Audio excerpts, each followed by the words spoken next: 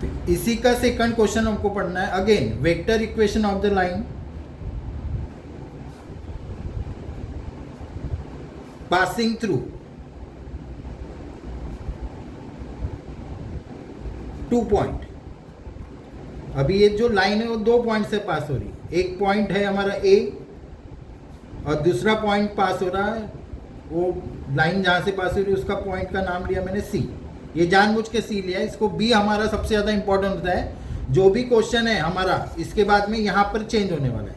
ये हमने first type जो पढ़ाया था आपको, यहाँ पे गिवन चेंज होता है और बाकी मेथड में हम कोई चेंजेस नहीं करेंगे, ठीक है। अब हमने लिखा है vector equation of the line passing through point A and C, 2 point से पास हो रही है लाइन। तो इसका जो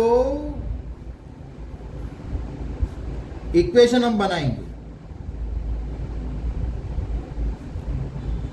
वो कैसे बनेगा वो आप समझिए। तो इसके लिए R vector equal to A vector, यानी लाइन ए पॉइंट से पास हो रही, प्लस लैम्बडा बी वेक्टर। और बी वेक्टर कैसे बनेगा, where B vector equals to C vector minus A vector. For example, ये एग्जाम्पल इंपॉर्टेंट है आपको समझने के लिए। तो एग्जाम्पल में जैसे हमको ए के कोऑर्डिनेट दिए 2 - 3 1, अच्छे से देखो, और सी के कोऑर्डिनेट दिए 1 2 1 ऐसे दिया हुआ है। तो ये हम लोग क्या करें, A vector equal to 2i - 3j plus k, ये हमने बना लिया, ठीक है। फिर सी वेक्टर इक्वल टू हमने बनाया i प्लस 2j माइनस के, सॉरी प्लस के, ये दिया हमने, ठीक है।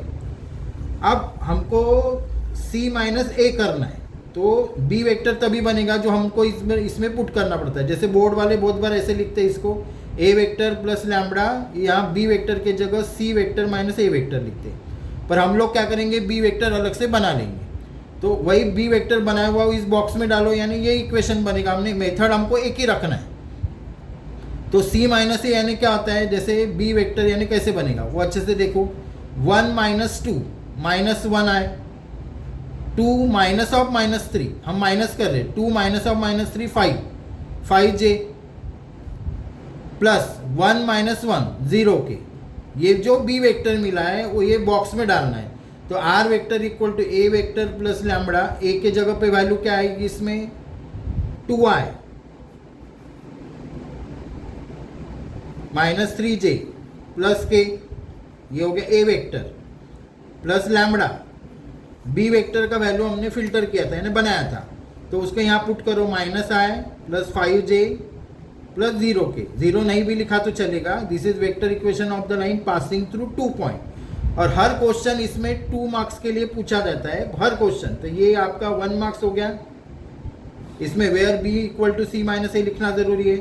और ये आपका रिक्वायर्ड इक्वेशन हो गया। This is the required equation, vector equation of the line, required vector equation of the line. ये सेकंड स्टेप मार्किंग है। जस्ट ये 2 मार्क्स आपको मिलेंगे बराबर।